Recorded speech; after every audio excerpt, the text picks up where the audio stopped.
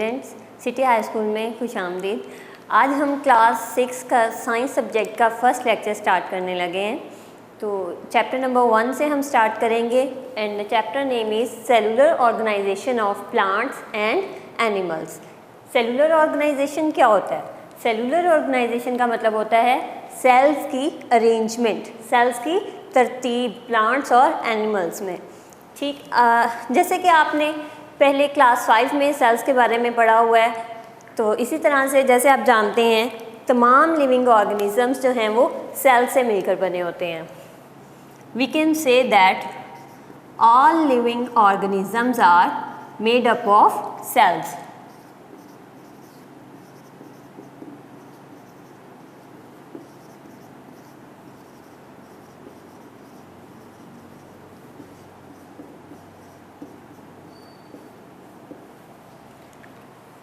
जितने भी आपको इर्द गिर्द कहीं पर भी लिविंग ऑर्गेनिज्म नज़र आते हैं वो सेल से मिलकर बने होते हैं। अब सेल एक्चुअली होते क्या हैं?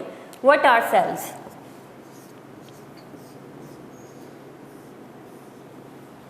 Sales are basic unit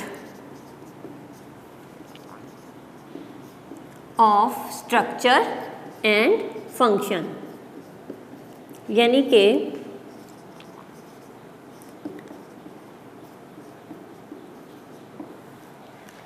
sales क्या हैं? जिसकी सेल की डेफिनेशन भी है, cells are the basic units of structure and function, यानी कि स्ट्रक्चर के लिहाज से, उनकी साख्त के लिहाज से भी और फंक्शन के लिहाज से भी सेल्स जो हैं वो सबसे बेसिक यूनिट हैं। लेट्स सी स्टूडेंट्स, जैसे कि आप लोग घर देखते हैं, आपने घर देखा है, घर जो है वो ईंटों से मिलकर बना होता है। तो इसी तरह से घर में जो सबसे स्मॉलेस्ट यूनिट है घर को बनाने में, एक घर को कंस्ट्रक्ट करने में जो सबसे स्मॉलेस्ट यूनिट है वो क्या होता है? ब्रिक होती है, ईंट होती है। इसी तरह से किसी भी लिविंग ऑर्गेनिज्म की फॉर्मेशन में सबसे जो बेसिक यूनिट है वो क्या है? सेल। लेकिन कुछ ऑर्गेनिजम्स जो हैं जैसे प्लांट्स और एनिमल्स वो ट्रिलियंस ऑफ सेल से मिलकर बने हुए हैं। प्लांट्स एंड एनिमल्स जो हैं इनके अंदर एक सेल नहीं होता है बल्कि ट्रिलियंस ऑफ सेल्स होते हैं।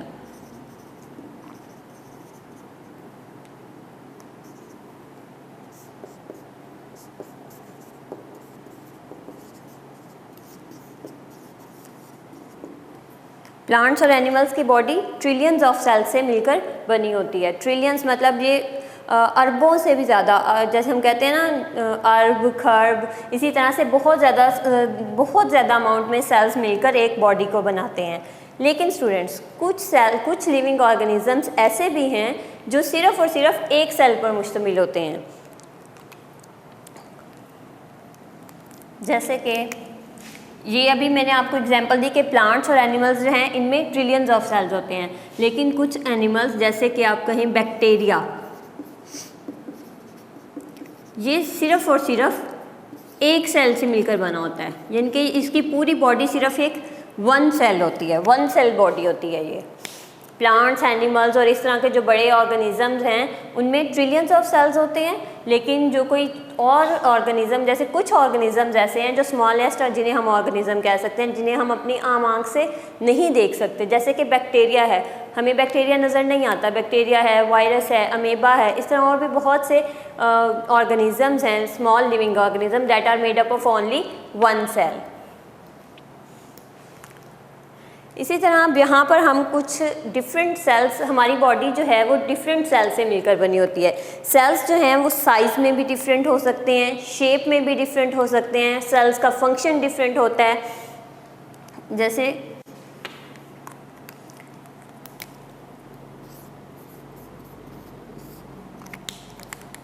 सेल्स किस किस लिहाज से डिफरेंट होते हैं? Shape, size and function. मतलब डिफरेंट सेल्स का डिफरेंट फंक्शन हो सकता है, उसका साइज़ डिफरेंट हो सकता है, इसी तरह से उनकी शेप भी डिफरेंट हो सकती है। यहाँ पे हम कुछ सेल्स पढ़ेंगे जो कि अपने साइज़ के लिहाज से, अपने फंक्शंस के लिहाज से या फिर अपनी शेप के लिहाज से एक दूसरे से डिफरेंट हैं। जैसे अगर एग्जांपल के तौर पर हमारे अंदर जो है बहुत से मसल सेल्स होते हैं, नर्व सेल्स हैं, स्किन सेल्स हैं, उसके अलावा हमारे अंदर WBCs हैं, यानी कि white blood cells, red blood sales. आप देखें तो इन सब सेल्स का काम जो है वो एक दूसरे से डिफरेंट होता है, इनकी शेप भी डिफरेंट होती है, इनके साइजेस जो हैं वो भी एक दूसरे से बहुत डिफरेंट होते हैं। तो यहाँ पे हम सबसे पहले पढ़ते हैं स्किन सेल के बारे में।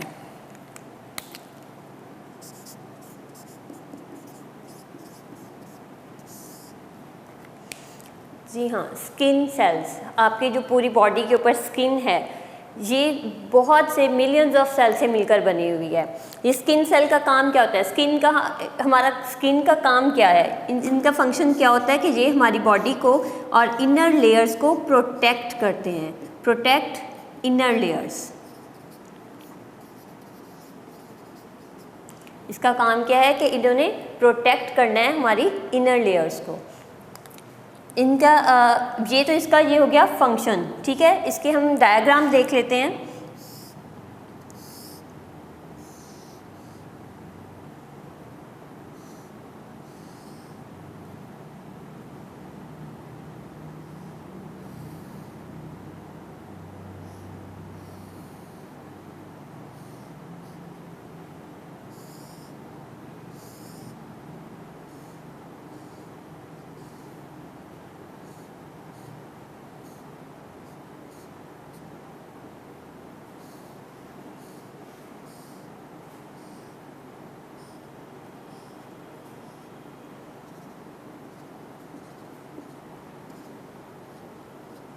ये एक स्किन सेल की डायग्राम है। देखिए स्किन सेल का फंक्शन क्या है कि ये प्रोटेक्ट करते हैं हमारी इनर लेयर्स को, और ये इसकी डायग्राम है।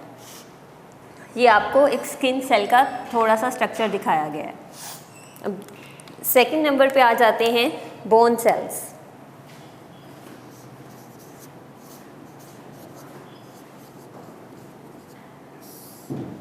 Okay, what is the function of bone cells? इनका फंक्शन क्या है कि ये हमारी बोन्स को प्रोड्यूस करते हैं, उन्हें शेप देते हैं और स्ट्रेंथ प्रोवाइड करते हैं। दीज प्रोड्यूस बोन्स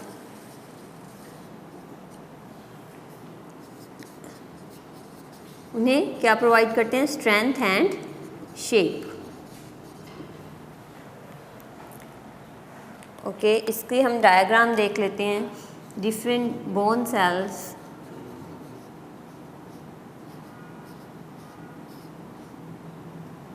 इस तरह से आप इसकी डायग्राम बुक में भी बनी हुई है, फर्दर आप देख सकते हैं वहाँ से। ये बोन सेल्स हैं।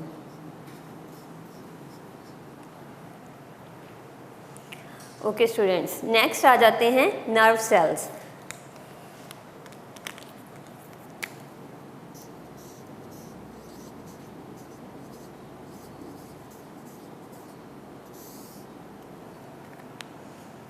अब नर्व सेल्स क्या होते हैं और इनका फंक्शन क्या होता है? नर्व सेल्स हमारी बॉडी के अंदर डिफरेंट मैसेजेस को कंडक्ट करते हैं। मतलब हमारी बॉडी के अंदर जब भी कोई मैसेज ट्रांसफ़र होता है, जैसे अगर मैं अपना हाथ हिला रही हूँ, मैं लिख रही हूँ, तो ये जो मैसेज है मेरे हाथ को ब्रेन ने प्रोवाइड किया। तो जिस तरह से ये जो सेल्स इस मैसेज को लेकर जाते हैं और वापस हाथ तक लेकर आते हैं, वो सेल्स कौन से सेल्स होते हैं? Nerve cells. तो इनका फंक्शन क्या हो गया नर्व सेल्स का? दे कंडक्ट मैसेजेस, यानी कि ये मैसेज बॉडी के एक पार्ट से दूसरे पार्ट तक मैसेज लेकर जाते हैं। इनकी हम डायग्राम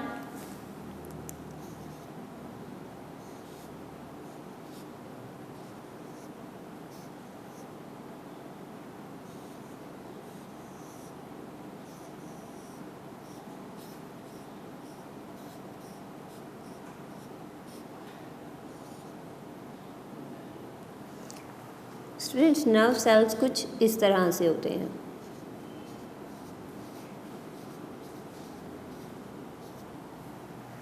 ये एक नर्व सेल है।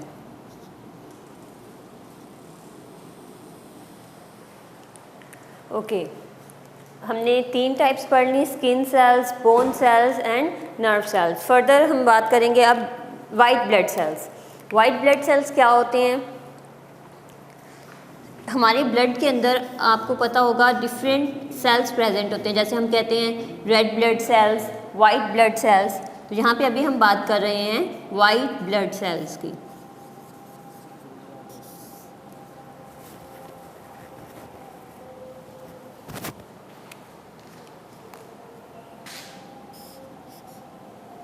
वाइट ब्लड सेल्स क्या काम करते हैं कि ये हमारी बॉडी को प्रोटेक्ट करते हैं, डिजीज़ के अगेंस्ट फाइट करते हैं।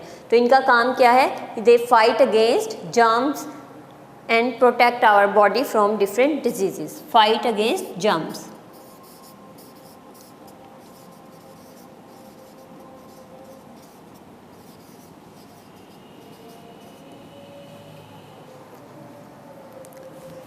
तो स्टूडेंट्स, इसकी अगर हम डायग्राम बनाएं,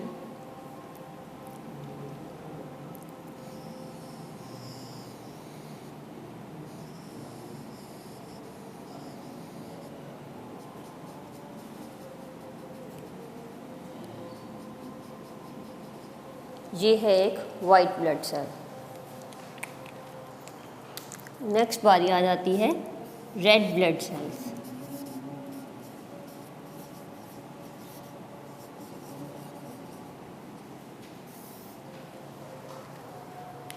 okay students, red blood cells का काम क्या है, they transport oxygen.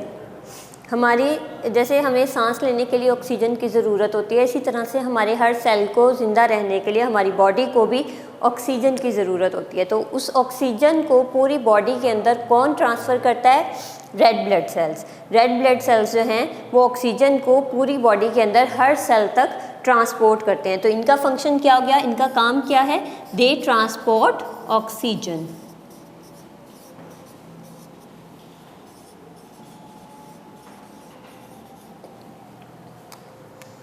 Okay, next आ जाते हैं muscle cells.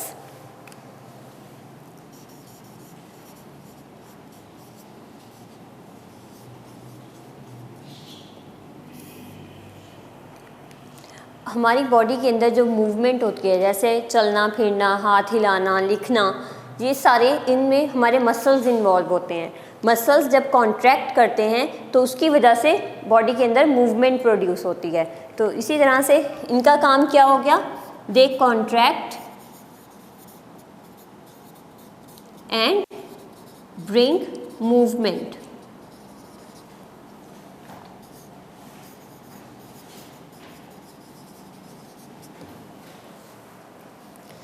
Red blood cells की डायग्राम हमने यहाँ नहीं बनाई थी, ये मैं बना देती हूँ। ये है रेड ब्लड सेल। ओके, अब यहाँ पे है मसल सेल्स। इनका काम मैंने आपको क्या बताया, दे कॉन्ट्रैक्ट एंड ब्रिंग मूवमेंट। इसकी डायग्राम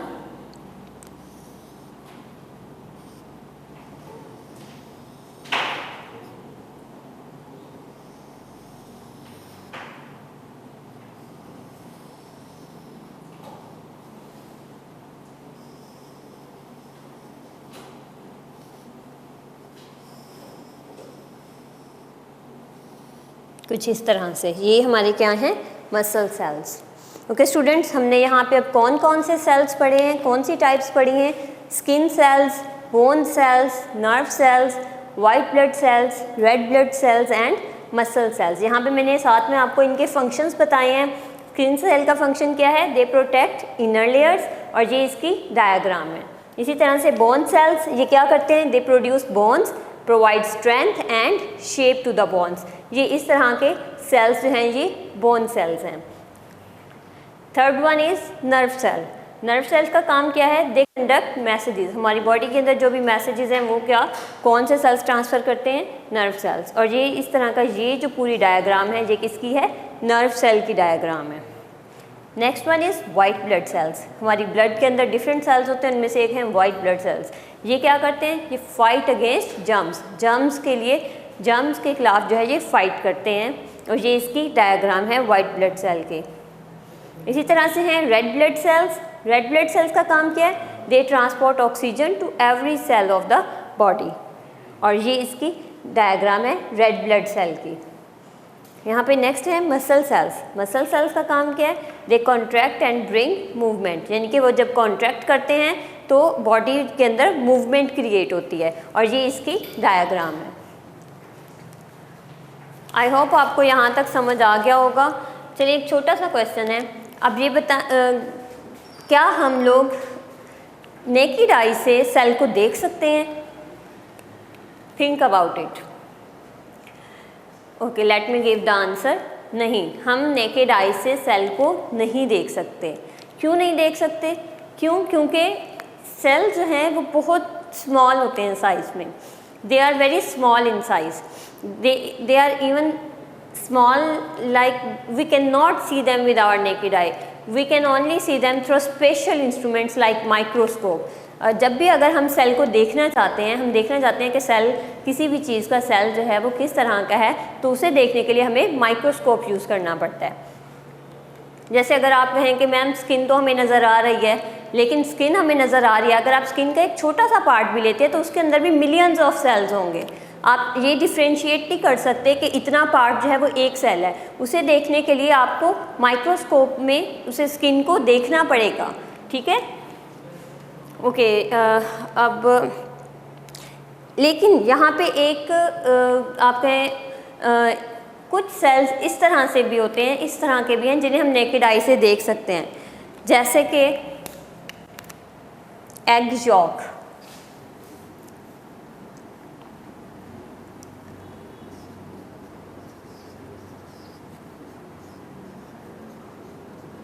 हाँ जी, अंडे की जर्दी जिसे हम कहते हैं, एग की जो यॉक है वो एक सेल है।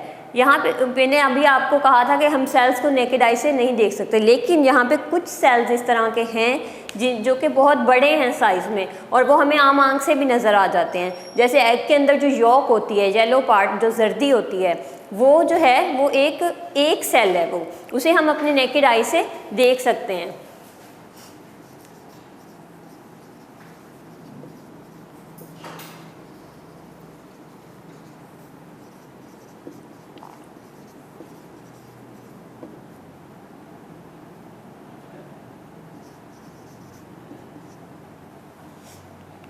ओके, अब सबसे पहले सेल को डिस्कवर किसने किया था? एक इंग्लिश साइंटिस्ट था जिसका नाम था रॉबर्ट हुक। रॉबर्ट हुक, उन्होंने 1665 में सबसे पहले सेल को डिस्कवर किया था। 1665 में रॉबर्ट हुक ने सबसे पहले सेल को डिस्कवर किया था। उन्होंने एक्चुअली जब माइक्रोस्कोप में एक कॉर्क को, उसके थिन स्लाइस को माइक्रोस्कोप में देखा तो उन्हें उसके अंदर कुछ बॉक्स टाइप स्ट्रक्चर्स नज़र आए, तो उसने उसे नेम दे दिया कि ये सेल हैं।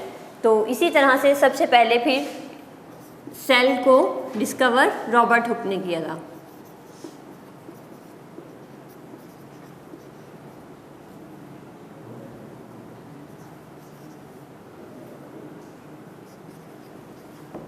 We can say that cell is discovered by Robert Hooke in 1665 in a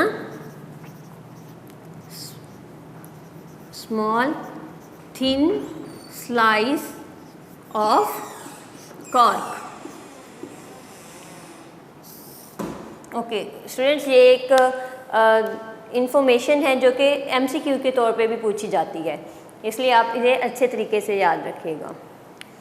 यहाँ तक आज हम लोगों ने पढ़ा। आज हम लोगों ने एक बेसिक इंट्रोडक्टरी हमारा लेक्चर था, इसमें हमने थोड़ा सा सम अप किया कि सेल्स एक्चुअली में हैं क्या, उसकी डेफिनेशन क्या है सेल की, और सेल्स किस किस शेप, किस किस बेस की बिना पर डिफरेंट होते हैं। जैसे मैंने आपको बताया कि सेल्स जो हैं वो शेप, साइज़ और फंक्शन के अकॉर्डिंग जो है वो डिफरेंट होते हैं, और प्लांट्स और एनिमल्स में ट्रिलियंस ऑफ सेल्स होते हैं, लेकिन कुछ ऑर्गेनिज़म्स ऐसे हैं जिनमें जो कि सिर्फ़ और सिर्फ एक सेल पर मुश्तमिल होते हैं, जैसे कि बैक्टीरिया। फिर यहाँ पे हमने डिफरेंट सेल्स की टाइप्स पढ़ी ताकि आप ज़्यादा क्लियरली अंडरस्टैंड कर सकें कि सेल एक्चुअली में क्या हैं।